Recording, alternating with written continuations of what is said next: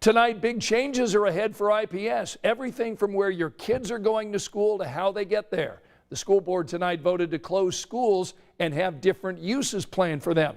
13 News reporter Emily Longnecker tonight tells us what you can expect. The doors on several IPS schools will be closed to students starting next year. That doesn't mean they'll sit empty. IPS will still own the buildings and already has plans for many of them. Here are 5 of the schools with plans already in the works.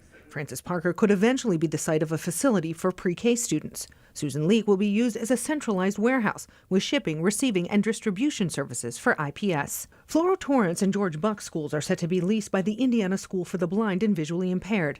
And Paul Miller will be the new home of the district's maintenance division and an adult education center. Future uses for these 2 schools are still being decided. The district says keeping these buildings open would have stretched already thin resources. The choice to close them was based on capacity and enrollment, facility quality, cost to repair, and demographic projections. IPS is also looking at a new way to get kids to and from school who are the only IPS student in their area. You are the only child in your neighborhood with no other bus route between your home and the school. It doesn't actually make sense to send a yellow bus all the way to your house for you to ride alone in a yellow bus all the way to the school. The district would contract with a fleet of privately owned SUVs and drivers to get kids to and from school.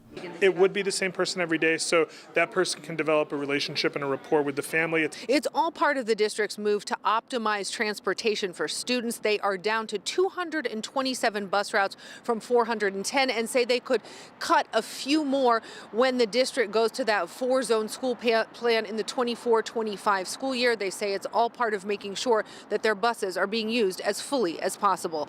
Downtown, Emily Longnecker, 13 News. Now, this was the first IPS board meeting that we've seen since voters passed that $410 million capital referendum. So this means a $3 a month increase in property taxes for the median homeowner here in Marion County. That money would fund upgrades and renovations at more than 20 IPS elementary and middle schools. Work is expected to take about 8 years to complete.